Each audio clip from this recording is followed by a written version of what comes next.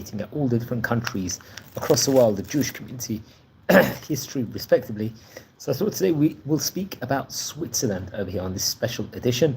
Over here we know that extends back more than 1,000 years in of itself. There's been present in territory which is obviously known in modern day Switzerland even before the emergence of the medieval Old Swiss Confederacy, I think in the 13th century. The first communities would settle in Basel, I believe, in the year 1214. We're going to expound on it now. I think currently Switzerland has the 10th largest Jewish community with about 20,000 Jews, the majority obviously being in Zurich, Geneva, and in Basel, respectively. Interesting point. This might be, by the way, a 1 or 2 part series at the moment. So we'll see how the video goes on. The World Zionist Congress, I think it was in the year 1897, would take place 10 times in this city, in Basel, more than anywhere inside the world. So from a Zionistic point of view, you can see that it's very much has done, let's just say, huge activities in itself within regards to Zionism and so on and so forth. So that's interesting tidbit. I think it's a home to the Jewish Museum of Switzerland, which is interesting. That's also Basel, the first Jewish museum to have been opened in German-speaking Europe after the Second World War, whereas the communities of Basel and Zurich, let's say, are mainly shaped of the large Ashkenazi communities. Geneva actually has a pretty impressive Sephardic community also. There's a famous synagogue, Hakahal Hanes Synagogue in Geneva, which is a very famous one also. We'll speak about it. It's considered to be the most important Sephardic synagogue in Switzerland. So let's explore the early years. We're probably going to do this in a 2-part series over here, but let's explore at the moment. So a ring with a menorah depiction was found in Augusta Ryokira. I think this was in the year 2001. And this will actually give evidence, let's just say, to the presence in Germania Superior, province of the Roman Empire. I think the Judaica Encyclopedia actually mentions a documentation of Jews in Switzerland all the way back to the year frequently, unfortunately, suffered persecution. For example, I think in the year 1294, famously in Bern, many Jews of the city were executed and the survivors were expelled under the pretext, once again, the famous blood libels against Jewish people about a Christian boy.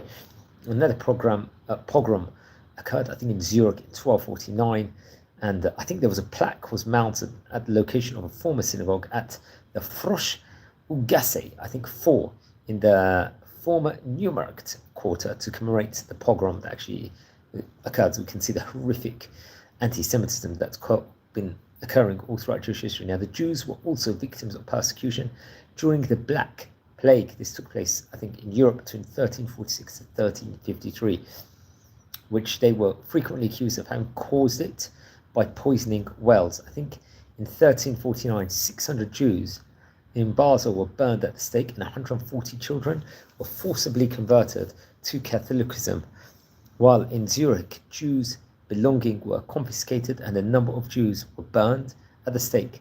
There was also numerous incidents reported over during the period of the plague. I think in 1401, Schaffhausen was the location of the Schaffhausen massacre over there. Unfortunately, we can see what actually took place over there. So we're going to explore about various different cities also. Remember, it's the home to many places all over. Let's just talk about it in of itself. So let's talk about Bern at that point in time. Let's talk a bit about Basel in the previous eras in itself. I think in Basel, the Jewish community would form in the late 12th century to early 13th century. Many people migrated from Rhineland, and a synagogue and a Jewish cemetery existed in Basel, I think in the 13th century. I think the cemetery was located next to Petersplatz on the site of the university building.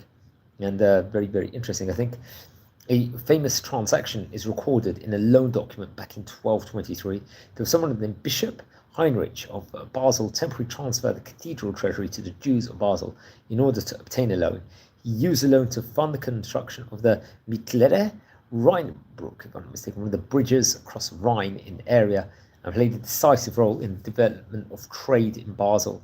Interesting enough, so that was a landmark moment. I think there was anti-Jewish riots, I think, also in the 13th century in Basel, but yeah, Jews were endangered at that point in time, so that's something that we have to talk about. There was a Basel massacre, obviously we talked about the Black Plague, the Black Death in the 14th century. There were pogroms against Jews, as we mentioned about before, and it was committed by an angry mob and was not legally sanctioned by the city or the bishop at that point in time, and unfortunately there was many victims. And I think various other pogroms would actually take place in Freiburg, I think in January of that specific year.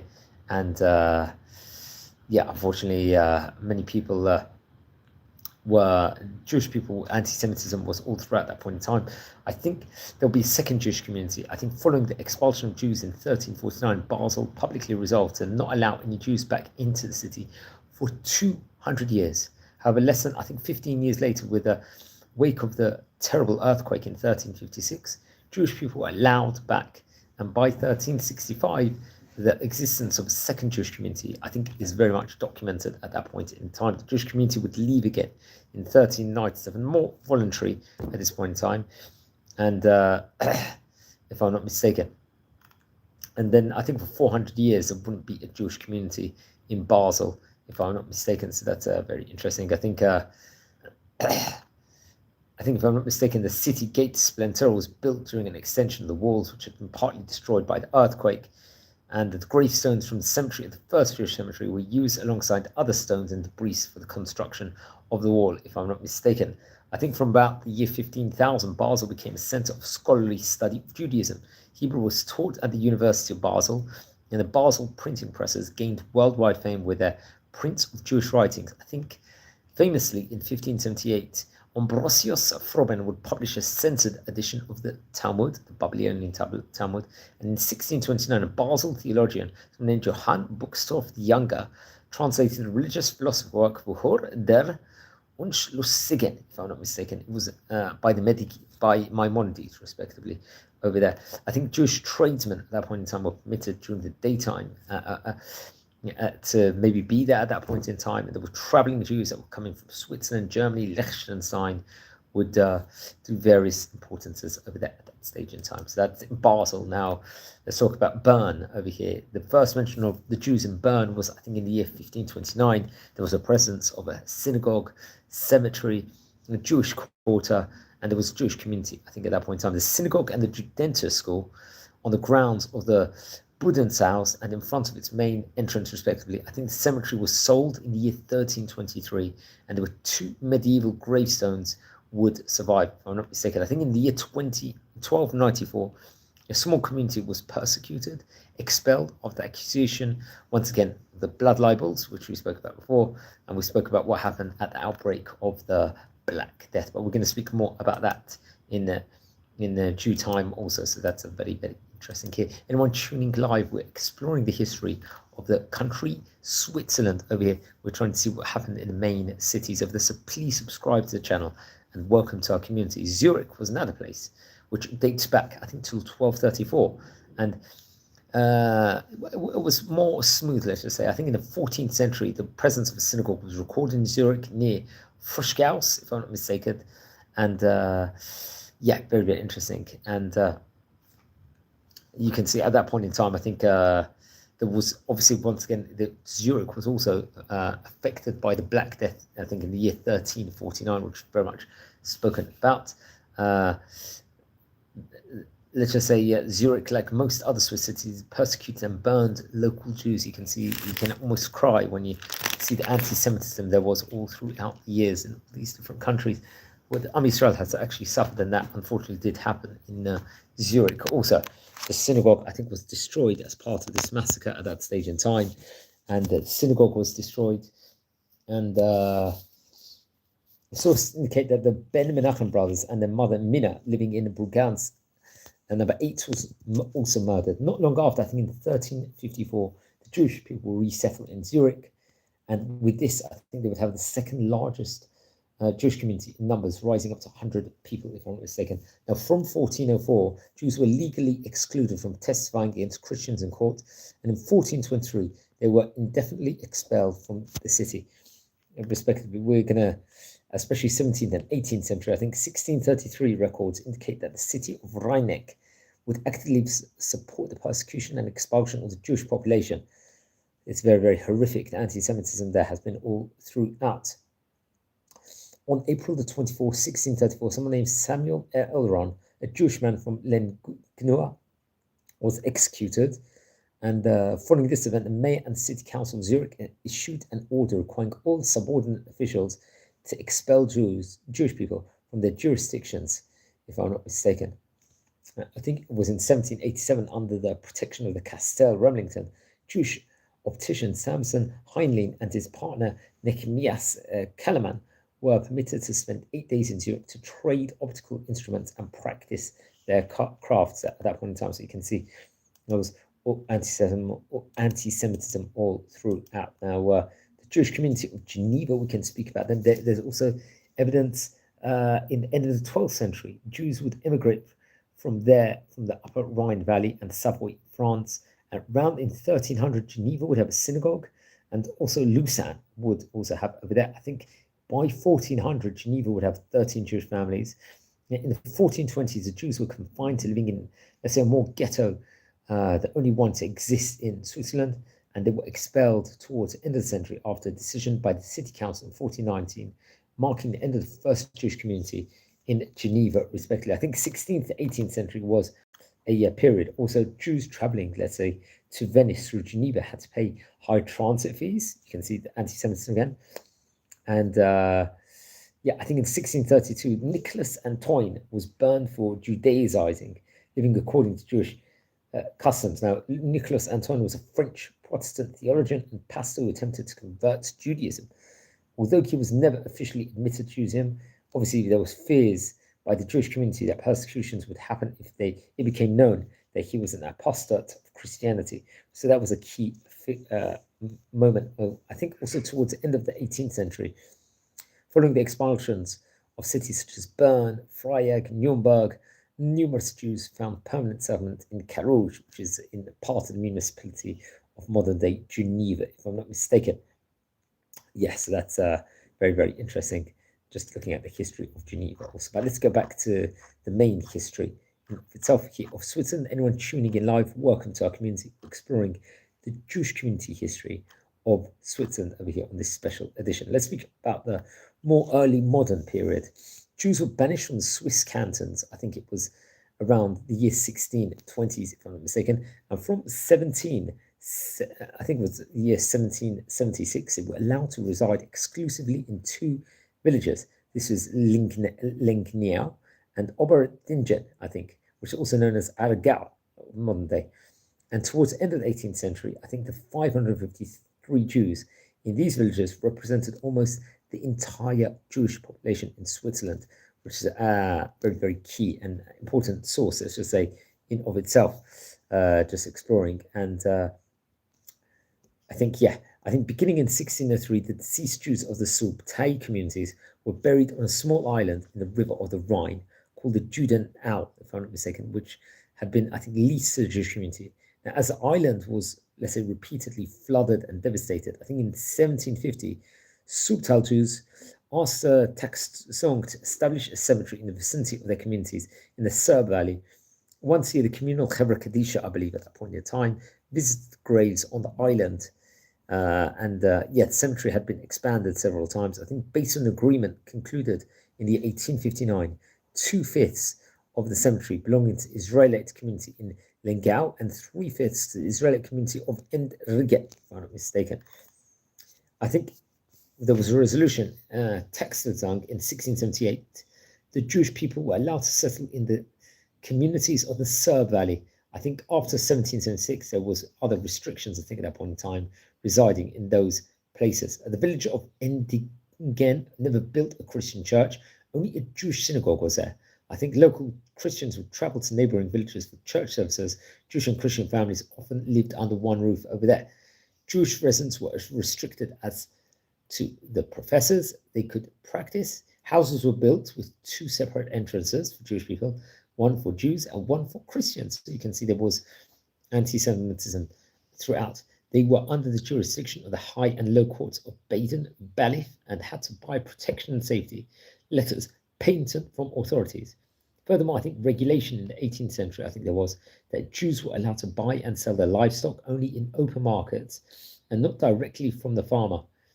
But other religions, such as Christianity, did not have any of those let's just say, regulations itself, respectively, over here. And so, very, very interesting. I think, yeah, we can talk about the Napoleonic era in of itself.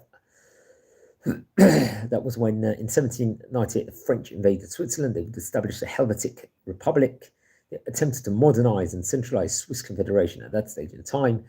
And in 1802, a portion of the population revolted and would turn against the Jewish community. There was a mob that looted Jewish villages in Endingen and in Lengnau, which is obviously called now as Schweitz, Krieg, I believe, the Plum War. At that same time, other revolts, I think, would take place in other places, also stretching the French army to thin for French authorities to guarantee the Jews' safety. Napoleon lacked the troops to bring peace to Switzerland and needed Swiss regiments for his campaign. I think he was seeking a peaceful resolution to the uprising.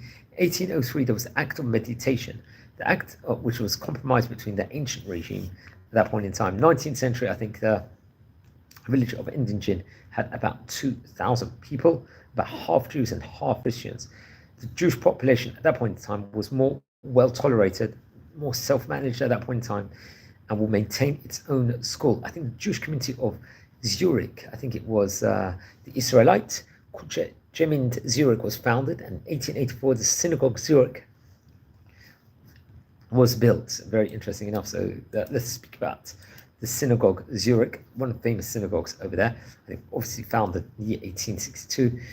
It's a unified Jewish community. I think as many as 2,500 members, if I'm not mistaken, and it's really booming, I think, currently, if I'm not mistaken. It's an Ashkenazic synagogue, naturally. And we could say that there's just a lot of history, basically, which I would very much recommend everyone to actually read it. There was an establishment of the community really 12 years before, in the year 1850. So then at that point in time, I think it was founded by 12 members in Zurich, and in 1880 they would change its name, if I'm not mistaken. And yeah, I think as early as August 1877, the community tried to be accepted as a religious community in the canton of Zurich, but however, the request would be denied over here. So that would be friends, anyone tuning in live, we're exploring the history of the Switzerland Jewish community. Please subscribe to the channel and join over here, as we've got fantastic content here. So please subscribe now, friends. Okay, we can see that the first prayer hall was established in autumn 1864 over there, which is very interesting. And in February 1879, the community decided to build a synagogue as the lease contract for the prayer hall, and the old granary was terminated. Come August 1880, the community set up the now third prayer hall in Old Theatre Foyer, if I'm not mistaken. There'll be an inauguration of the synagogue on the 16th of September 1884, and the rabbi of the time was Rabbi Dr. Hermann Engelbert. He would mention at the end of his speech, it would one day come a time when all people united by faith and love for a covenant of humanity itself, where the kingdom of truth, of light and peace will be carried out. The Israelite worship is determined to contribute to this end goals his part. I think in the evening, a banquet was held. There was 270 people, I believe, invited to the event, and there was Christian clergy also, and parts of the government, if I'm not mistaken, that was also involved in regards to this. So that was a key event of that specific point in time. Let's speak a bit about him, Rabbi Dr. Hermann Engelbert. A bit about his history over here, because friends, we are tuning in live. We're exploring the history of the Jewish community. I think he was actually a German rabbi born in Gudensberg, if I'm not mistaken, in 1830. He died in Switzerland, I think, in 1900. He actually had learned in the University of Berlin and in a Talmudic school in Wurzburg, if I'm not mistaken. He would also have a PhD, I think, in Marburg also. So that's a very, very interesting, and I could say a bit more about him. He wrote various different books also, if I'm not mistaken. He had, I think, 1866, he would become the rabbi of a newly organized community in St. Gall, where he would remain there until he passed away for, I would assume that was as many as 34 years. He's a famous rabbi. I don't think it's the first time I've heard about him, but it's always good to learn more and educate more within regards to the various different Jewish happenings in the Jewish community, respectively. And now, I think architecture, synagogue obviously is very, very, I think it was made in 1883, 1884, if I'm not mistaken, designed in Moorish revival and Byzantine revival styles, if I'm not mistaken.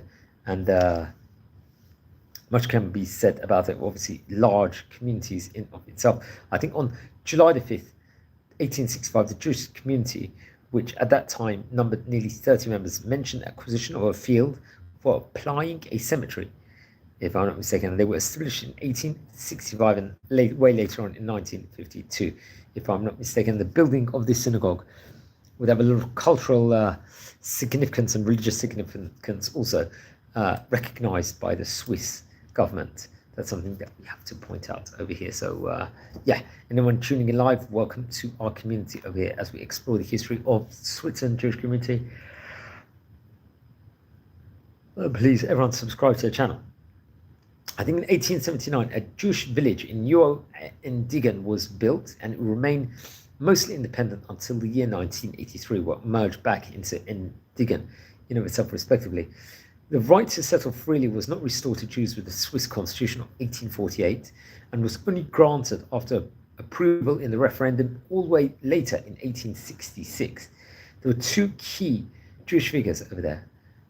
Was a teacher Marcus G. Dreyfus and Rabbi historian Meir Kaiserling, respectively. So it was Marcus G. Dreyfus. He was a teacher, publicist involved in the struggle for Jewish emancipation in Switzerland. Who was Rabbi Meir over here? Kaiserling, very interesting rabbi. I think he lived between 1829 to 1905. He was a German rabbi and a historian, if I'm not mistaken. And I think they appointed him. He was rabbi of two Swiss Jewish municipalities in Endigen and Lingeno. And I think in Sobte also he would have office until 1870, if I'm not mistaken. Famous rabbi over there at that point in time. I think there was, he was a preacher. He was a rabbi of the Jewish community, I think later on in Budapest. And that's very, very interesting. He was a member of also the Royal Academy in Madrid and the Trinity Historical Society, and wrote various different books, if I'm not mistaken. Many books also, I think, many writings, maybe as many as 30 or 40, if I'm not mistaken. So he was a famous German rabbi and historian that we should point out here inside this video. Yeah, I think in 1876, the Jews were granted full equality in civil rights and were allowed to travel. Come what 1920, most Jews had left the Serb Valley. During the late 19th and early 20th century, many Jews from Alaska, from Germany, Eastern Europe joined this core group, and in come what 1920, the Jewish population would reach 21,000 people, which is a big number, you could say, respectively over here. So the demographics at that point in time would really see a boost. Now let's just go back. There was a prohibition of kosher slaughter in many of the years, but I think Swiss Jews received full legal equality in the year 1874. But ritual slaughter, shechita kshera, was later prohibited. I think in 1886, organizations against cruelty to animals demanded the government forbid kosher slaughter, and in 1893 the ban was approved in a nationwide referendum, and kosher shechita was forbidden in Switzerland at that point in time. And it hasn't been lifted to this present day. The issue of kosher slaughter has remained politically relevant, and Jewish communities have very much campaigned for a change in law. I think in 2002, the Swiss government allowed Jews to import kosher meat. But members of Switzerland's Jewish community were not satisfied. That wasn't enough at that point in time. So maybe we'll speak about this towards next class. I think it will be very, very important to talk about. It's probably going to be two-part series this is. So there's a lot of information to actually take in over here. Let's speak more about go back to Basel, what actually occurred, especially in the third Jewish community time period. I think, as we mentioned before, the French Revolution granted Jews equal rights in 1791, if I'm not mistaken.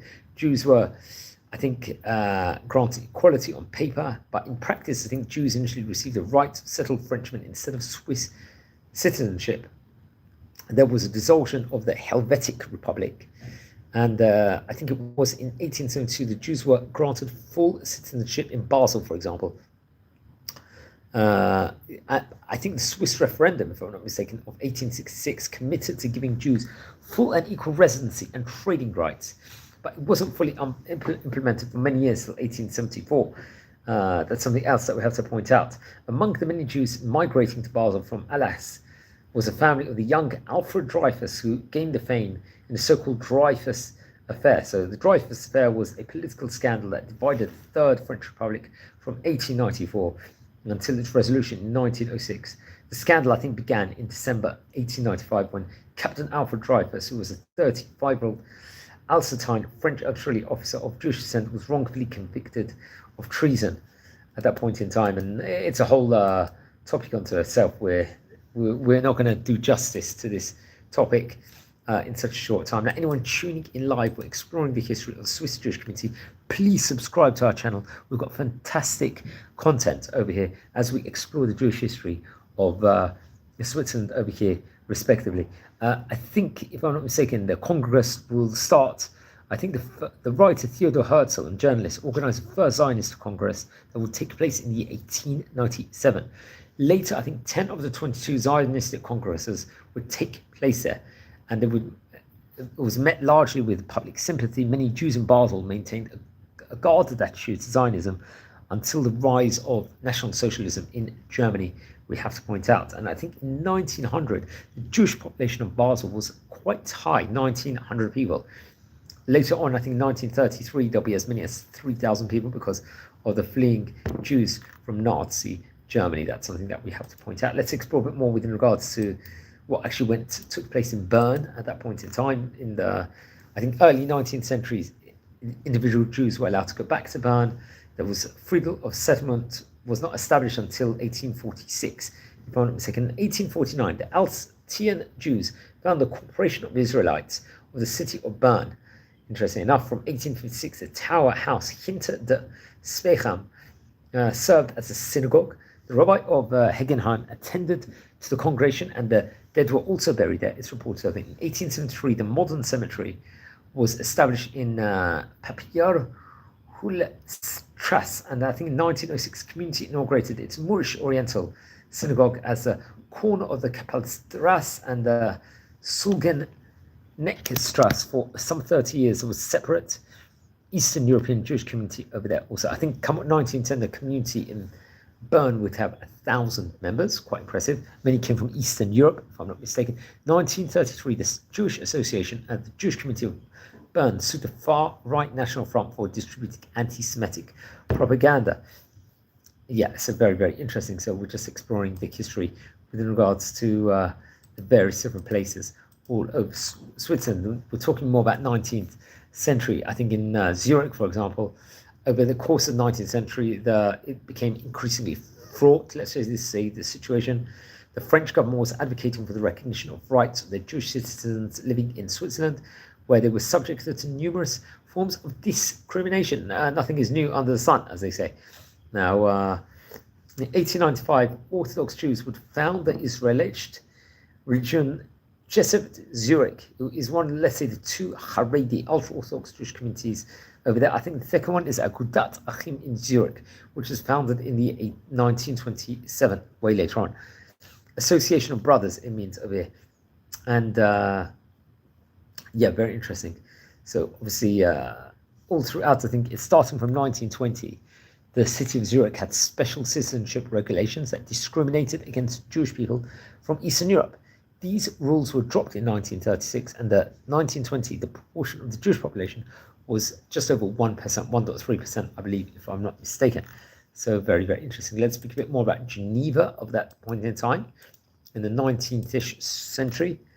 I think from the beginning of the 19th century, more and more Jewish communities formed in this specific area, including in the Avenches, the Lachaux, the Fointes, Yverdon, and Lausanne and Porrentruy. I think in 1841, the Jews in Geneva were granted freedom of establishment in the canton of Geneva, and shortly afterwards, come 1852, the Communat Israelite de Geneva was founded, CIJ.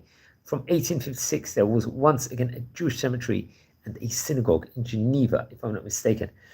So this was key time periods itself. I think Geneva would suffer in the 1920s and 1930s anti-Semitism. And during the war, the city was popular with smugglers thanks to its proximity to the border. And many Jewish refugees brought into Switzerland at that stage in time. And yeah, I think in 1936, the World Jewish Congress was founded in Geneva as a political platform to show solidarity with persecuted Jews in Nazi Germany. to combat anti-Semitism in Europe and oppression of Jews in the Soviet Union, and to promote the political necessity of Jewish social and migration policy. I think Switzerland was known as the neutral zone. I think in 1939, Geneva was a host to the 21st World Zionist Congress, which is the first one, obviously, as mentioned before, was held in Basel. Now, towards the end of the 19th century, Judaism Geneva would go a period of change. The first change was Alsatian Jews was joined by Ashkenazi immigrants invading precarious socio-economic and political conditions in Eastern Europe and Russia. Another group from the Ottoman Empire in 1916, the nucleus of the Sephardic Brotherhood, the group Fraternal Sephardi was formed. After the Second World War, other Sephardic Jews would come from the Middle East, and after decolonization from the North African countries. At that point in time, there was incorporation of the young Sephardic Jews into the Communauté Israélite de Geneva in 1965, and we're going to speak about that more in due course. Anyone tuning in live, welcome. We're exploring the history of the Jewish community of Zurich, of Switzerland, respectively, over here. And welcome to our community. And I hope you all are enjoying over here. And please don't forget to subscribe to our channel. Now, I think in the 1800s, who was a leading rabbi in Switzerland was someone named Rabbi Raphael Rice, you could say, who served as a Swiss chief rabbi between the years 1788 to 1813. I think at this point in time, if I'm not mistaken, Jewish communities was restricted only to those two villages mentioned before of Argot canton, and Swiss Jewish life was shaped by various different restrictions at that stage in time. And I think Rabbi Rice was also rabbi for communities in Endingen and in Lengnau, if I'm not mistaken. And yeah, so that was a period at that point in time. I think in the 1770s, the Jewish community in Switzerland were restricted to only two villages, as mentioned before. The 1800s saw a slow change of a slow process of change for the Jewish community, starting with an act of mediation in 1803, culminating in the granting of full equality in 1879. So that ended up taking quite a long time afterwards over here. Now, yeah, so Raphael Rice was a famous Swiss rabbi. I think he passed away in 1813. He was also a Kabbalist, if I'm not mistaken. And he was a son of Abraham Rice, who taught at Wolf Reinschover's yeshiva, I think, and would learn huge amounts of Talmudic study, if I'm not mistaken. And I think in 2000, the Jewish Museum of Switzerland dedicated a special exhibition to the Rice family. So it was a famous family in Switzerland. I think Rabbi Raphael Rice was actually buried in the Jewish cemetery in Endingen. I think there's a plaque in the entrance of the area to make it easier to find his grave, which is still visited by pilgrims today. So I think he famously did silver workshops also, if I'm not mistaken, and did great famous Jewish Judaica, respectively. Rabbi Raphael Rice, one of the great rabbis of Switzerland, respectively, from we're talking about more than 200 years ago here at that point in time. And so there was obviously influential figures, especially in Switzerland during the 1800s. One of them was Augustin Keller, for example, and so on and so forth. So yeah, at that point in time. So synagogue constructions, we talked about the synagogues that were made at that point in time. I think it was in 1850 that authorities allowed Jewish people from Serb Valley communities of Endringen and Lingoa to live anywhere in the canton Zurich, respectively. So that is another very interesting tidbit within regards to Switzerland's Swiss Jewish community. Now let's talk a bit about Rabbi Meir Kaiserling. He conducted his tenure as rabbi of Endingen in Switzerland. He would serve between 1861 and 1870. Obviously a prominent German rabbi, we mentioned about before. He left Switzerland in 1870 and became the rabbi of Budapest. So that's something that we spoke about him. We did brush upon him just beforehand inside this video over here, as we're exploring the history of the rabbinate and of the Jewish community of Switzerland over here on this special edition of this. So everyone, if you're new to the channel, welcome to our community, and please subscribe to the channel. There were around 1880, there were many rabbis in Switzerland, most notably Rabbi Zvulun Jonathan Zavi Sternberg, who was born in the 1880 and would die in Montreux, if I'm not mistaken, in Switzerland. He's someone that's, I think we've mentioned, I don't know if we mentioned him per se. He lived between 1880 to 1945. He was born in Hungary, I believe, in Budapest. Remember, there was a great Jewish community there at that stage in time. He was the son of Joseph Sternberg, if I'm not mistaken. And he owned antique shops, I believe. He became the head of a 12-children family. And very interesting enough, when he was 23 years of age, he was one of the founders of the Mizrahi movement, I believe. So he's a key figure in Mizrahi Jewish history. And 1944 would see him leave Budapest, if I'm not mistaken. And yeah, very interesting. There are many, many stories, I think, that's recounted by him, and many different articles in of itself, which I recommend everyone to learn more about. Okay, so he was another key figure in Switzerland, so that's very, very important. So we spoke about Rav Zavulun. There was another Rabbi Moshe Mordechai Soloveitchik, who was a famous, let's say, a prominent ultra-Orthodox Swiss rabbi, also that definitely should be justified to speak about. He lived in Switzerland. He was Rosh Yeshiva in Lugano and in Lucerne before he would move to Zurich, also respectively. So he was another key rabbi at that point in time. So he was also known as Rabbi Moshe Soloveitchik of Zurich, respect. Oh, maybe that might be his son or a descendant, if I'm not mistaken, actually. So I'll have to double check on that. But yeah, then there's Rabbi Tzvi Herman Shapira, a Lithuanian rabbi, mathematician, and a Zionist. He was very prominent towards the late 19th century. He happened to have been, let's see, I think he lived between 1840 to 1898, if I'm not mistaken. He was founding a Jewish National Fund, he did. And he was actually from Lithuania, if I'm not mistaken. He moved to various different countries all over the world. That's something that we have to point out. And I think be connected to Switzerland, if I'm not mistaken, which is very interesting. Other key, there was Rabbi Tzvi. I think the late 19th century saw increased Jewish immigration to Switzerland, primarily from Eastern Europe, leading to a growing Jewish population inside the country at that stage in time. So you can see the let's just say the list and the history of the Swiss Jewish community over here was actually quite interesting here on this special edition of it. Anyone tuning in live, once again, welcome to our community. Please subscribe to the channel, as we are nearing at the moment 8,000 subscribers, which is a phenomenal achievement. So there was another rabbi active towards right at the start of the 20th century, someone named Rabbi Akiva Kraus. He would lead a small yeshiva over there.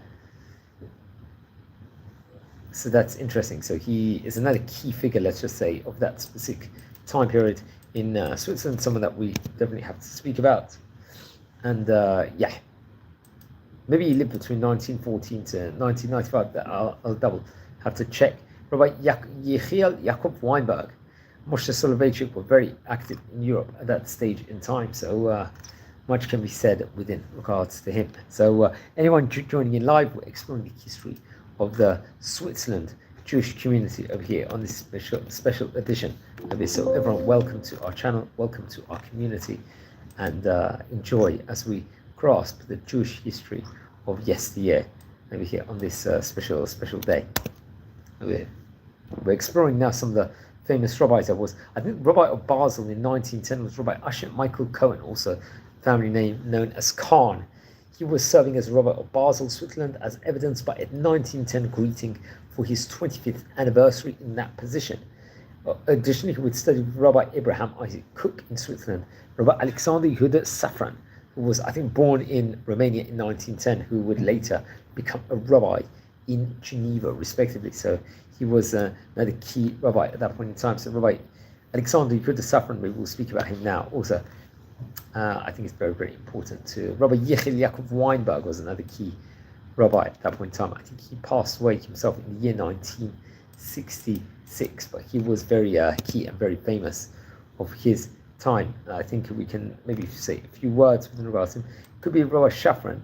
Alexander Shafran was he was actually the son of Rabbi Betzalel Ziv Shafran, if I'm not mistaken, and was also another, let's say, famous key figure at that stage in time. I think he, if I'm not mistaken, yeah, he was Romanian. Also, he's a rabbi there, And a Swiss, he was a Jewish theologian, he was a thinker, he would serve as chief rabbi of Romanian Jewry between 1940 to 1948, during the time period of the Holocaust, and will become the chief rabbi of the Jewish community of Geneva in Switzerland, making important contributions to save Romanian Jews during the Holocaust. He supported Zionism and Jewish education also, and wrote various different books. So that's very, very important also to point out over here, as he was another great rabbi of yesteryear. Rabbi Tobias Lowenstein, I think, would serve as chief rabbi of Denmark until 1910.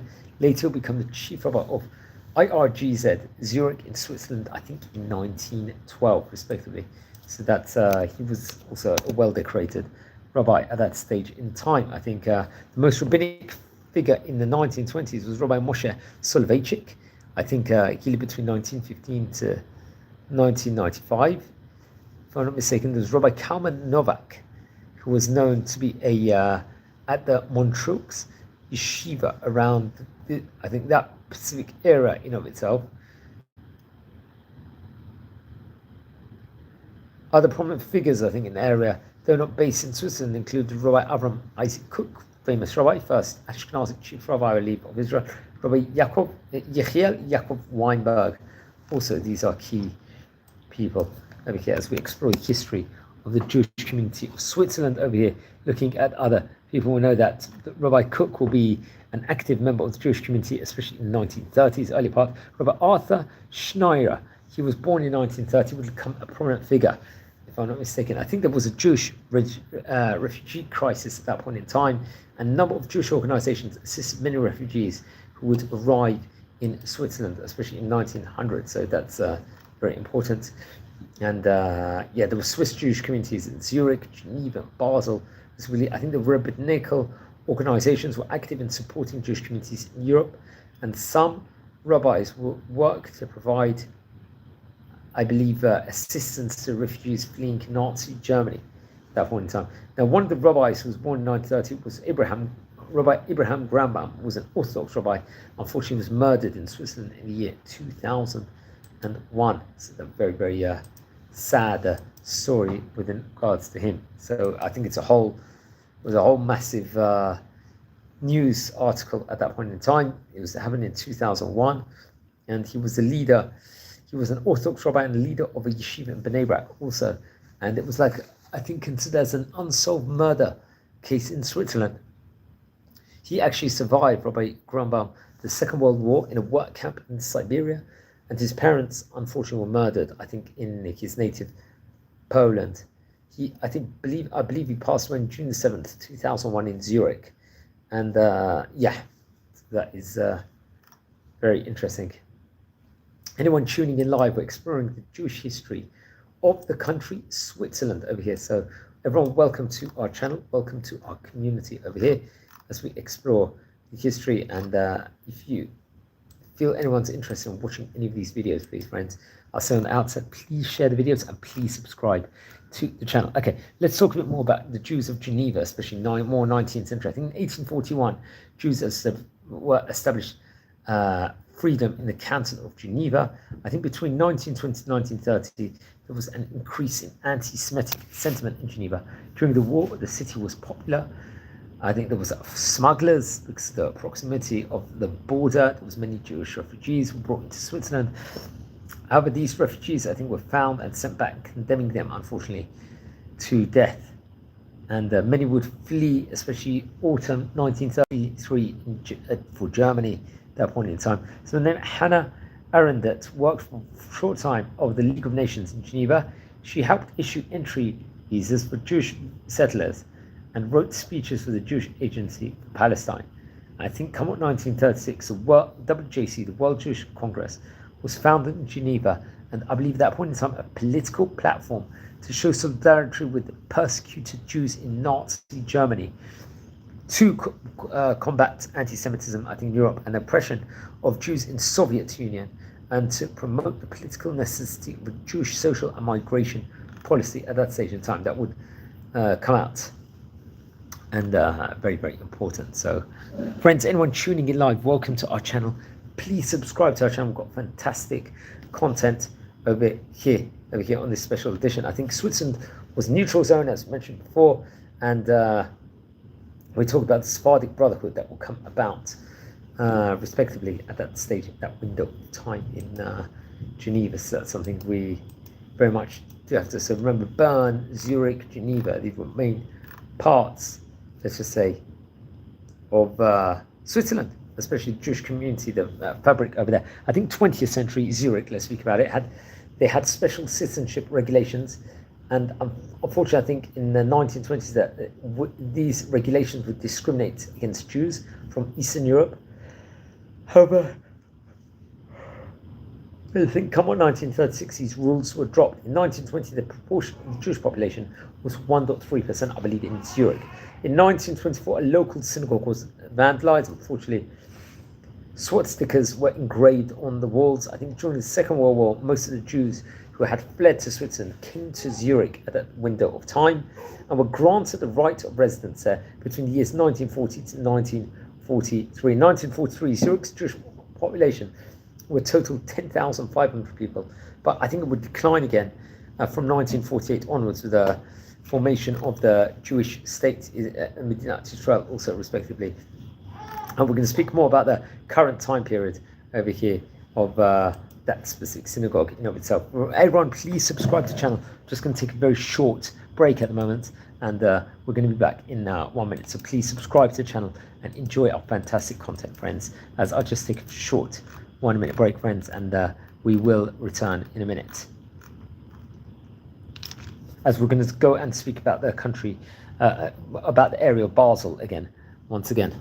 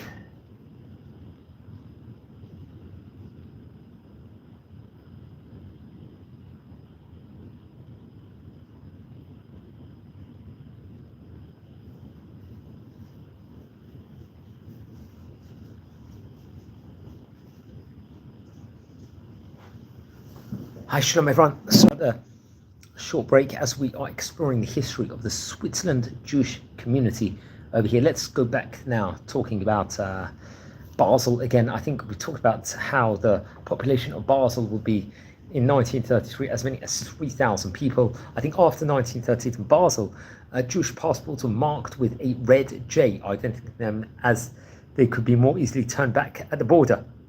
According to Swiss regulations, the religious communities were responsible for supporting their co-religionists financially, if I'm not mistaken, over that at that stage in time. I think we spoke about the Great Synagogue of Basel also, which is was a key place, let's just say, was inaugurated in the 1868, and there was a key place at that point in time. But we're going to do a part 2, I think, later on, and speak more within regards to these Jewish communities in of itself. We talked about 1910. Bern would have 1,000 people at that point in time, and many would immigrate from Eastern Europe among Russian students. A famous Russian Jewish student of the name Anna Tamarkin, who would later on become the first woman professor at the University of Bern and the first woman to sit as a member of University Senate in Europe. Let's just say she was a key figure. Let's just say she was Russian-born, neutralized Swiss academic. over there. Now, I think Bern's most important contribution to science was Albert Einstein's theory of relativity, if I'm not mistaken. Einstein's home in the old city of Bern was just a stone's throw from the old clock of the Zeitglocke, if I'm not mistaken, and the apartment nowadays is a museum, and the Bern Historical Museum has a permanent exhibition on Albert Einstein, interestingly enough. I think in 1933, the Swiss Jewish Association and the Jewish community of Bern sued the far right, at that point in time, National Front for distributing anti-Semitic propaganda, including the Protocols of the Elders of Zion. During the Second World War, a group of Jewish helpers, together with Polish diplomats, operated in secret to save the lives of hundreds of Jews by means of forged Latin American papers and letters of protection in what would later become known as the Bern Group, respectively, over here. So as we are exploring the Jewish communities, let's just say we're exploring all over different parts over here. Respectively, Surbatai is another area. I think it's in Switzerland. It's a river valley region in the canton of Orgora, Switzerland. Let's speak a bit about that just for a minute over there. I think it was significantly influenced, let's just say, by Sabata Juden, if I'm not mistaken. After the 1250s pogroms in Switzerland, I think between 1623 to 1633, the Jewish population in Switzerland was expelled from all Swiss municipalities and would settle in Abul and Gneo, if I'm not mistaken. And they were eventually allowed to settle in Lengenau or Engen, I think. And there was, I think, a resolution of the Tagestang in 1678, if I'm not mistaken. And very, very interesting. It was the proximity was near the markets and the fairs in Zurzach, respectively, over there. I think from the 17th century, also Jewish merchants in Lengau and Dresden, as Jewish citizens were not allowed to operate in agriculture or exercise a craft at that point in time. But I think from 1696, all Jewish inhabitants had to buy all 16 years expensive protective shield letters from the Landvogt of Baden, if I'm not mistaken. And I think the Jews of Sabta will form a bet-in, if I'm not mistaken. I think maybe late 1700s, if I'm not mistaken, in a rabbinical court with Tiengen, if I'm not mistaken. So, Wuldash Tiengen was commonly known as a Wulshot. It's a city in the southwestern Baden, Warmington, right at the Swiss border. Exactly, Jewish citizens will build two large synagogues. One in the year 1765 in Endingen, I think was rebuilt as mentioned in 1852, and in Lengnau in 1750, and was rebuilt also in the year 1847. And much can be said within regards to that. Jewish residents were only allowed to enter a few professions at specific times, such as trade, particularly as livestock, let's just say dealers, and so on. We mentioned about how houses were built into two different entrances at that point in time. So I think in the next part of the series, we will definitely want to speak about the Sephardic Jewish history also over there. That'll be definitely important too. Let's speak a bit more about Rabbi Moshe Soloveitchik, who was a Rosh Yeshiva in Switzerland. He was a Haredi rabbi. He was a Swiss Gadol, and he was later, he was, let's say, the famous rabbi, let's just say, during the 1940s, respectively. I think he was born, if I'm not mistaken, in the year 1879. He passed away in 1941. He was Rosh Yeshiva at the Rabbi Isaac L. Hanan Theological Seminary of Yeshiva University. He was actually born, I think, in Velozin, if I'm not mistaken. He was a middle son of Rabbi Chaim Soloveitchik, if I'm not mistaken. After the First World War, he went to Poland in 1920. He was the director of Talmud studies at the Tkemoni Rabbinical Seminary in Warsaw, if I'm not mistaken. In 1929, he would join the faculty of the Rosh Yeshiva at that point in time.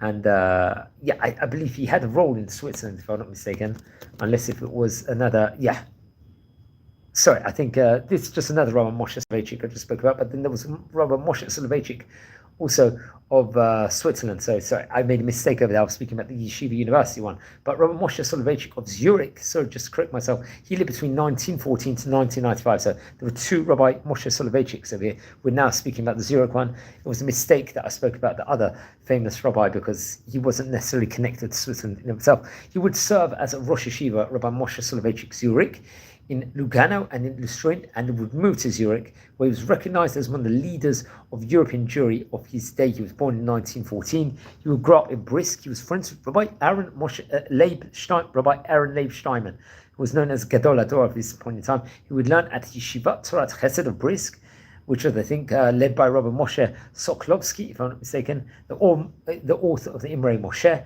if I'm not mistaken.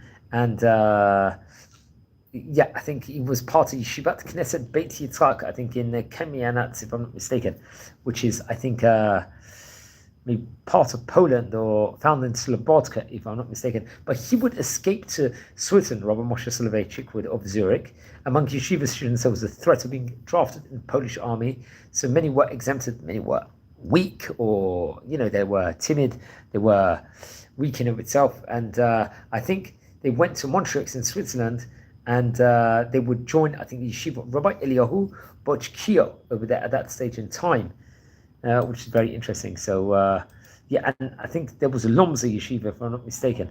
So, who was Rabbi Eliyahu Bochkio? I believe I pronounce his name. He was an Orthodox rabbi in Switzerland. He was a founder and Rosh Yeshiva of Yeshivat Etz Chaim in Montreux, respectively. I think he was born in 1888. He passed away in Ireland in the year 1956. He was 67 years of age, if I'm not mistaken. And he actually learned in the Lawrence Yeshiva for great Torah education. And I think he would switch in the Vardok Yeshiva. He would grow significantly in his Torah studies. He got married to Rabbanit Rivka Sternbach, the daughter of Rabbi Naftali Sternbach of Basel, respectively. So we can have this pedigree, and the couple of rabbinics, and the couple will actually settle in Basel, if I'm not mistaken. They would eventually go to Montreux in the Swiss Alps, and they would relocate, I think, to mountains because of health issues, if I'm not mistaken. And he would open Yeshivat Etz Chaim, known as a Montreux yeshiva, under the instructions of the rabbis, the Saba of Nevardok. Rabbi Yosef Leib Bloch of the Telchi yeshiva, if I'm not mistaken, sent 5 of his students to Montreux. So it became a center place, additional to 4 local Swiss boys made up the yeshiva. I think, as opposed to the yeshivot in Eastern Europe, where students, let's say, studied Torah the whole day, Rabbi Bochko's yeshiva was for Jewish students who went to college during the day and came only at night. So it was really coupled with the academic, let's just say. I think, if I'm not mistaken, Rabbi Aaron Leib Steinman was a rabbi over there also. Rabbi Aryeh Leib Glickson also. And very, very interesting. He passed away in January 1956. And he was very, very much... I think his son, Rabbi Moshe Bochko, would become a Rosh Yeshiva. 1985, the yeshiva moved to Jerusalem. In 1996, they moved to the Kochab Yaakov settlement in the West Bank. And it would change to Yeshivat Heichal Eliyahu, the yeshiva would, named after its founder, Rabbi Eliyahu Bochko, if I'm not mistaken. And now is affiliated with the Hesder program also. So that's very, very interesting. And that's it. We're learning a lot about different rabbis now that actually came from Switzerland, and how important it is actually to speak about that. Rabbi Tobias Lewinstein was another key figure, let's just say, in 1940. Let's speak about him. He was, I think he lived between 1863 to 1952. He was a chief rabbi of Netherlands, Denmark, and Switzerland altogether. I think he was from, if I'm not mistaken, I think he would work in the Great Synagogue of Copenhagen at one point in time, if I'm not mistaken. That's got a lot of heritage onto himself. He was born in Suriname, and his father was chief rabbi of Paramaribo. And I think after he would go to Netherlands, he would study his rabbinic studies in Netherlands seminary, Israelite seminary over there. He would study in the rabbinical seminary in Berlin afterwards. He would become the chief rabbi of Lourdes, and then I think in 1899, the chief rabbi of The Hague, respectively, over there. So he'll take on various different positions, and eventually, I think in 1912, he'll become the chief rabbi of the Israelite Religionschaft, an Orthodox community in Switzerland. Switzerland, let's say, that split communities, I think, at that point in time in 1898, and he would remain the chief rabbi there till 1940. He was also the president of the World Agudat Yisrael between 1919 to 1923, so he had various different importances, let's just say, at that point in time. His wife was actually Rebbetzin Flora Frumet Moller. She lived between 1873 to 1945. She was a daughter of Alexander Muller and Theresa Telch Heyman, if I'm not mistaken. So that's very, very interesting. another more interesting information over here as we explore the Jewish history and the rabbis of Switzerland of yesteryear over here. There was more notable rabbis, I believe. We can talk about really during a long period of time. Then there was Rabbi Alexandra Safran, who would become the chief rabbi of Geneva, I think in the year 1948. Very, very famous rabbi of his time. Geneva, remember we said, boasted a large Sephardic Jewish community in the state. He lived between 1910. He passed away in 2006. He was also chief rabbi of Romania, if I'm not mistaken, between 1940 to 1948. He wrote various different, he worked with various different people. I think he became the chief rabbi of Geneva in 1948. He would stay there until he passed away. He worked with UN, United Nations, with the Red Cross and other organizations to improve human rights. He was seen as a rabbi that would very much be doing that. He's a famous rabbi without doubt. He was buried, I think, in Israel at the end, and was elected an honorary member of the Romanian Academy in 1997. So he was very famous. He was the son of Betzalel the Sieve Safran also. So Rav Safran himself was a rabbi, a theologian, a philosopher, and a historian also. So he was very much well decorated in many different aspects. That's something that we have to point out within regards to him. And there was Rabbi Dov Yehuda Shochet, I think was the chief rabbi of Basel until 1947. His son, Rabbi Ezra Benjamin Shochet, would immigrate to Toronto in the early 1950s. So that's very, very interesting. Yeah, so let's say a bit about Rabbi Dov Yehuda Shochet. He is, I think he was born in Lithuania, if I'm not mistaken, in 1905. So he was... he was born over there at that stage in time. I think he lived between 1904 to 1974, if I'm not mistaken. And I think he was buried in Ontario, respectively. And what's interesting, he was a father of Rabbi Jacob Emmanuel Shochet, who lived between 1935 to 2013. And what's interesting is, Rabbi Jacob Emmanuel Shochet was another famous rabbi. He passed away 12 years ago, obviously from a Swiss pedigree in of itself, respectively. And he was Swiss-born Canadian rabbi, also born in Switzerland, associated with the Chabad movement itself, respectively, and was a key figure, let's just say, at that stage in time. So that's something to point out within regards to that. And I actually am from Mill Hill, so I think he has a son, Rabbi Y.Y. Shochet, if I'm not mistaken, Rabbi Yitzchak Shochet, who's a famous rabbi of Mill Hill Synagogue, so something close to my heart, so very, very interesting. And let's just say, very, very interesting. So it's interesting to see the whole connection when you're recording all these different videos of great rabbis of yesteryear and how the rabbis link up even in modern day when you actually know the people personally. So that's very, very interesting and something we have to talk about. Rabbi Yitzchak Shochet, I think, speaks a lot with regards to his father, Rabbi Dr. Emmanuel Shochet. So that's very, very interesting. I think he was 77 years of age when Rabbi Jacob Emmanuel Shochet passed away, if I'm not mistaken, but he was definitely Swiss-born. We'll have to point that out also over there. So friends, anyone tuning in live, we're exploring the history of the Switzerland Jewish community over here. So welcome to our channel and welcome to our community as we are exploring. We're going to do this in another part also because there's so much to state over. And there's just a lot to state over with regards to great Jewish history. We want to speak about more of the recent rabbis and what's going on in the Jewish communities here in, let's say, in more modern days and stuff like that. So we're going to try and explore and speak more about the synagogues also within regards to Rabbi Yechiel Yaakov Weinberg, another key rabbi from Switzerland. He was an Orthodox rabbi. He was an author. He lived in Montreux. He lived between 1884 to 1966, and he was key. There was another rabbi, Rabbi Raphael Gies, I believe. He lived between 1906 to 1972. He was a rabbi and educator who served in Switzerland after the Second World War. He became dialogue between Protestant and Jewish theologians in the early 1960s, respectively, over there at that stage in time. Someone, I believe we've spoken about him. Actually, no, we didn't speak about him before. He was, I'm not too sure, he was a Jewish theologian. He identified strongly with German liberal Judaism, so I don't think he was actually Orthodox, if I'm not mistaken, but he was definitely known as a liberal, let's just say, itself, but he was still a key figure at that point in time. Someone named Bezalel Racco was another rabbi, I think in Switzerland, if I'm not mistaken. He lived between 1927 to 2003, so he passed away 22 years ago. Who was he? He was a British Orthodox rabbi who headed Gateshead Jewish community. He was a chair of the Council of Torah Studies of Agudat Israel of Great Britain. Also, he was actually from Germany, if I'm not mistaken, and was a direct descendant of Rabbi Yom Tov Lippman Heller, if I'm not mistaken. His father was actually Rabbi Yom Tov Lippman Recco, if I'm not mistaken.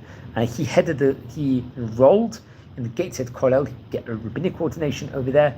He got married to Rebbetzin Miriam, daughter of Gateshead's communal Rabbi Naftali Shakovitsky, if I'm not mistaken. They would move to Switzerland, once again, to Montreal, to take up the position, teaching in the local yeshiva over there. Interesting enough. And later on, he will spend many years there before he will return to Gateshead and become another famous rabbi, let's just say, in of itself. So he's another key figure, another key rabbi at that stage in time that we have to point out. So that's very, very interesting. We want to speak more about the Sephardic Jewish community. We're going to come out more within regards to let's just say,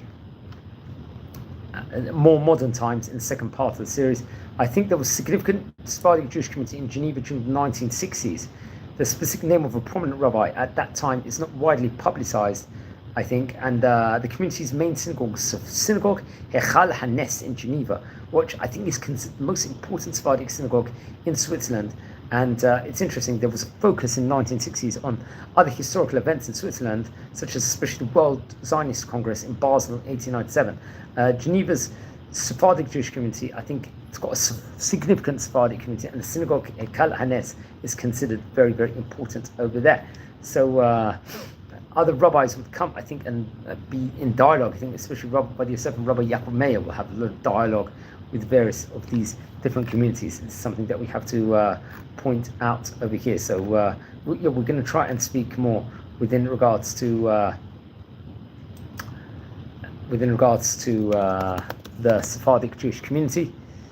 Over here, I think another key rabbi is, we're going to speak more about Rabbi, I think, Chaim Amsalem, for example, who would have, I think, a key role, if I'm not mistaken, in Switzerland, but that's later on. I think we're going to leave for the next session of the class, so that's very interesting.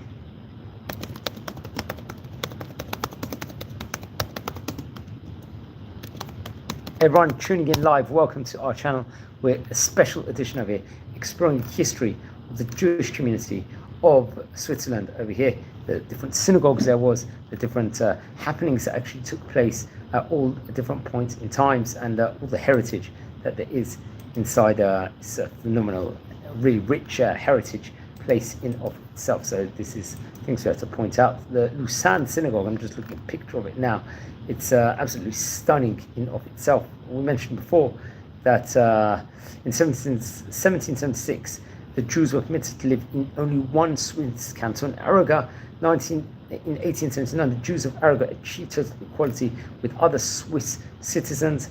I think there were 7,473 Jews living in Switzerland by 1880. This was despite everything that went on at that point in time. So that's, but they established, I think, the synagogue in the area of the Lausanne, respectively, which was a very, very spectacular, seen as a very spectacular synagogue in of itself. So that's something that we have to point out also within regards to the country. So yeah, we haven't really spoken yet in this series about many rabbis, many countries so far. In Europe, we've spoken mostly about the countries in South America. We've spoken about the Americas countries, but now we're going to try and go more into the countries here in Europe, here inside this special edition over here in this, let's just say this special edition where we're recording about Switzerland. That happens to be today. So the rich heritage and the culture within regards to Swiss Jewry itself, respectively.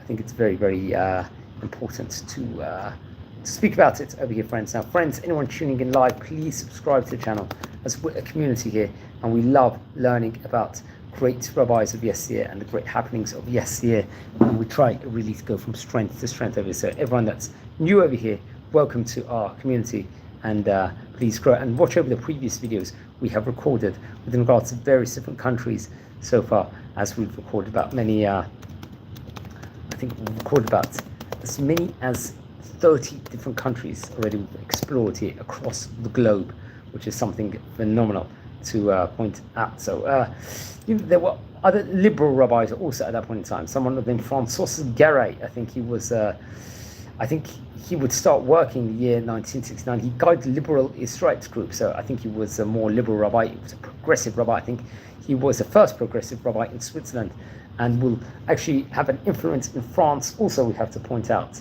and especially in 1970s.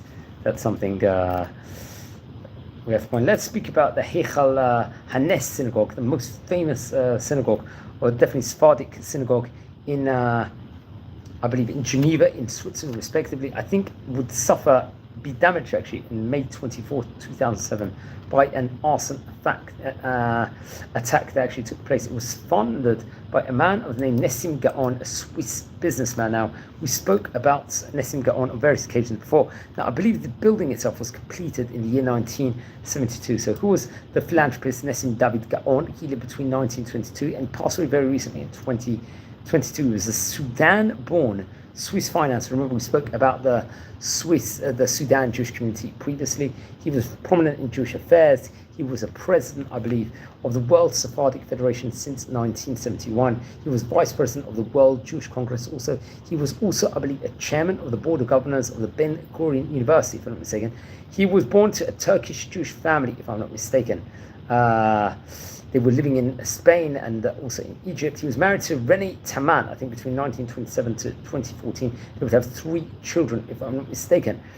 And he was the founder of the Heichal Hanes synagogue, which we're speaking about over here today. He was working in various different businesses and trades, I think in skins, Anglo-Egyptian Sudan at that point in time, bags of crocodile, let's just say, and snake skins. Very, very interesting job to actually have. It's first time I've actually heard of all those things. I think he, in 1991, for example, Gaon developed a barter, let's say a trading interest with Soviet Union that entered in acrimony, and I think there was legal options, I think, at the end within regards to this, but he was a well-decorated person. I recommend everyone to watch that video we recorded with regards to Nessim Gaon, because he was a famous philanthropist, and we did record a video about him on a previous moment over here inside this series, which I think we recorded about maybe 3 months ago, if I'm not mistaken. We have to go back, and if you watch those videos over there, you will actually see what we actually said about Nessim Gaon. But yeah, it's I think the capacity of the synagogue, the Heichal Hanes synagogue, can reach as many as, if I'm not mistaken, 1,200 people, which is absolutely staggering, absolutely phenomenal, let's just say, in of its own right. And I think it's actually interesting, just going back to Nessim Gaon, he actually came from a family full of builders, if I'm not mistaken. So that really helped within regards to architecture of synagogue. I think it was built underground and topped with a rooftop garden. Interesting enough, I think obviously it's a Sephardic synagogue that we definitely have to point out over here. Very beautiful Sephardic synagogue. I think they had different clubs over there, youth clubs, sports clubs over there, and very much so. We spoke about the fire that would actually, unfortunately, take place, I think, in the year 2007. I think it was an arson attack and was investigated, I think, by the Geneva police at a later stage, we have to point out also. So that's very interesting. I think the synagogue was designed according to Sephardic structure with fine materials such as Venetian marble, if I'm not mistaken. I think the basement itself features a mikveh, if I'm not mistaken, over there also. 2 baths for women and 1 for men, and there's also a kitchen also over there with lounges, reading rooms reported over. There's also a gymnasium. So that's another, definitely an added benefit within regards to this specific community, which we have to point out over there. But I recommend everyone, if you do visit Switzerland, to actually go and visit that synagogue over there. It's known as one of the finest ones, without a doubt. So that's something, and look, is a creditor to Nessim Gaon, who actually would make it happen, and did a lot of dedication. I think we actually started construction in 1970. if I'm not mistaken. There was a whole big committee at that point in time to construct this synagogue, and they really progressed leaps and bounds in the first few months while building. The inauguration took place in the year 1972. I think it was a dream, really, of Nessim Gaon and René Gaon, respectively. It became reality, and it blended tradition and modernism, you could say, over there. It imbued with majesty befitting the place, the glory of Hashem in of itself, 25 meters high, accommodating 400 people. And I think they could they could hold up to 1,000 people. The construction actually started in April 1970, if I'm not mistaken, and was inaugurated in September the 28th in 1972. And it's now an essential part of Jewish life in Geneva, and obviously one of the most important Sephardic synagogues in Europe, respectively. There's Beit Midrash, also a stunning Beit Midrash, and a mikveh. And they have shurim and classes and Torah classes on all levels, if I'm not mistaken, over there, which is very important. They do Daf Yomi classes, and I think it's headed by Rabbi Hanani ben Shimon and Rabbi Yaakov Gabbai, Shlita, famous rabbis. We're going to try and speak about them in the next class also, respectively. Friends, anyone tuning in live, we are exploring the history of the Jewish community in Switzerland. So welcome everyone to our channel, and please subscribe to the channel now, as we're nearing 8,000 subscribers, and we've got so much great content over here on this channel, which we have to point out. Also, I think there's a Spanish-Portuguese community also possibly in Switzerland, if I'm not mistaken. So that's, actually, I'll have to double check that, to be honest with you, but we know that there is all over the various different places also. Very, very interesting. Hopefully we will record a video within regards to the history of the British Jewish community at one stage in time. That will definitely be very exciting to do that. There's a lot of let's say Sephardic Jewish culture is very, very interesting also in Switzerland. I think let's speak about a few key figures that were actually from Switzerland of yesteryear. I think Michel Besso, for example, he lived between 1873 to 1955. He was a Swiss-Italian engineer. He actually was friendly with Albert Einstein, and he was actually, I think, from a family of Italian Jewish descent, if I'm not mistaken. So he was famous at being close to Albert Einstein. He passed away in Geneva he was 81 years of age, if I'm not mistaken. His nephew is Marco Besso, president of the Assistant General, and of the mathematician David Besso, also respectively. So he was a key figure in Switzerland. Millet de Botton was another Swiss Sephardic person who grew up, I think, in Oxford University, would study relocate in London at one point in time, and did huge amounts of philanthropical and charitable work, if I'm not mistaken. He was doing, apparently he was awarded the honorary doctorate at the Weizmann Institute of Science in of itself, I believe, and did various other works also. So he's this person being another key figure, let's say. Alain de Botton, I believe. He was actually born in 1969, but I think he's another famous person, let's just say himself. I think he's got Sephardic heritage also.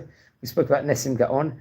Then Jackie Safra, or Jacob Eli Safra, famous person. We've spoken about many occasions before. He was born in 1947. He's a Swiss investor in Geneva, a descendant of the Jewish Safra banking family. And the Jackie Safra is the son of Eli Safra, who lived between 1922 and 1993. His wife's name is Yvette Daba. I think she had lived between 1927 to 2006. A nephew of Edmund Safra, and many of his investments include Encyclopedia Britannica, Spring Mountain Vineyard, if I'm not mistaken, the Park Nasilia Hotel, and the Garnish Island, if I'm not mistaken. And there's a whole filmography where he was an actor also, and an executive producer also. But he's another key figure, let's just say, in Swiss Jewry of that specific yesteryear. That's something that we have to point out also, which is very, very interesting. So another synagogue to really talk about. Yeah, there's various different synagogues that we could talk about in Switzerland, which I recommend everyone to actually look into over here. And friends, we're a community here. We're learning about Jewish countries all over the world. We will now speak, I believe, about Switzerland.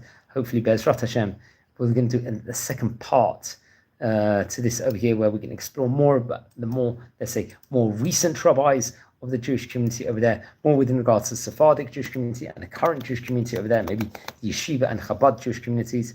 So that's something very exciting to actually watch about. So watch your space within regards to that. And please don't forget to subscribe to the channel. We are nearing, at the moment, a staggering 8,000 subscribers, which is a phenomenal achievement. So please join our community and learn and grow and get inspired.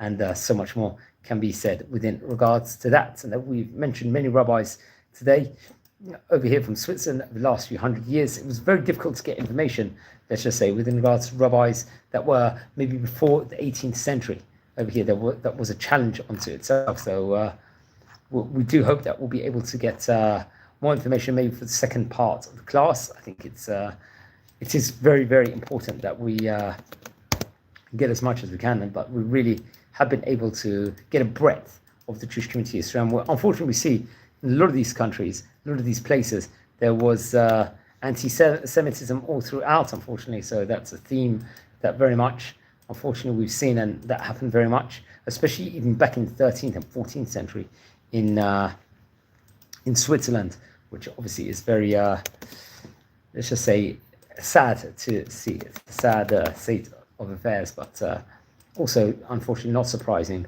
by watching over all the other videos. Now, we don't just record videos over here within regards to various countries of the world. We record videos of history of different great rabbis of yesteryear. That's another project that we're working on, so another reason why to join our community and to subscribe. We record with a interesting Jewish personality here of modern year. That's another thing that we try to do. We try and record and get a burst of inspiration for 2 or 3 minutes. So another reason, please subscribe to the channel and enjoy the great content. Today was a special edition where we happen to speak about the country Switzerland over here. Now, we're going to start speaking about more and more countries over here from Europe as the time period goes on, I believe. I think it's very, very important to speak about it also. And yeah, we will speak more. And just one more rabbi. I want to mention just 2 more rabbis here in the meantime. Also, I think there was Rabbi Zalman Kosorowski, if I'm not mistaken. He would be the chief rabbi of the local community, I think, in Zurich. He was a prominent figure of that point in time. Let's mention something about him because he was another famous person. He, if I'm not mistaken, he was chief rabbi in the 70s of Zurich. He passed away in the year 2020, quite recently. And he would actually lead different congregations in 3 different continents, if I'm not mistaken, during his career, which spanned many, many decades. So he passed away, I think, during the time period of the coronavirus, really at the start of the coronavirus. He was actually, I think, he was actually born in Tehran, if I'm not mistaken, to Lithuanian refugees fleeing the Soviet takeover. So interesting, so you could say he had Persian heritage also. And he studied in Israel for rabbinics. He emigrated to the United States. He was a chaplain, I think. He was working in the 60s and 70s, a chaplain in the US Marines. And become the rabbi of Kenton Synagogue in London, interesting enough. And later on would work in Switzerland. But I think, if I'm not mistaken, yes, he represent over there various different streams of Judaism, including Orthodox, more secular Jewish streams, and liberal also in Switzerland. I think he'd lead the community between 1991 to 2007. So he was very much a key figure of that point in time. So we spoke about him. There was also Rabbi Moshe Mordechai Soloveitchik, who we also spoke about. We spoke about various of these rabbis also beforehand. So that's a very, very interesting, important tidbit in of itself. There was Rabbi Mordechai Piron, who was he would relocate to Zurich later on in his life and work as a rabbi, I think, in Zurich, if I'm not mistaken, in the largest congregation in Switzerland until year 1992. Let's mention a word within regards to Rabbi Piron. Also, I think it's very important to speak about. It's actually very interesting. I think he passed away in the year 2014, if I'm not mistaken, May the 28th, 2014. He lived between 1921 till then. He was about, I think, 93 years of age. He was the 2nd chief military rabbi of the IDF, and he was actually, his predecessor was Rabbi Shlomo Goren, if I'm not mistaken. This position, which actually take place in the year 1948. He would be in this position between 1969 to 1980. He was a rank of general over there, and he would eventually afterwards be rewarded to become the head rabbi of the Jewish congregation in Switzerland, the biggest Jewish congregation in Switzerland in 1992. He was actually born in Austria, in Vienna, and he grew up in an area called Leopoldstadt and go to religious school over there and leave Vienna for Palestine in 1938. With the youth Aliyah, he joined an agricultural school, Mikveh Yisrael, which is spoken about on various occasions before. He would then go to Yeshivat Merkaz Arab Kook. Afterwards, he would study under Rabbi Tzvi Kook, respectively. At that point in time, Rabbi Tzvi Kook was an ultra-nationalist Orthodox rabbi. He was the son of Rabbi Avram Isaac Kook, must mention about beforehand, and really, really great rabbis. He would get married to Rabbanit Ahuva Gardi, and they would settle in Jerusalem, and would receive his rabbinic ordination in the year 1952, and would serve in the IDF since 1948, if I'm not mistaken. So he was another famous rabbi that would make his mark very much in Switzerland also. So it's very, very interesting to see how Switzerland and the Jewish community will really progress various times. But we're going to explore more within regards to the Swiss Jewish community in part 2 of this. So wishing you all a great day. Please subscribe to the channel, and thank you very much for spending the time to watch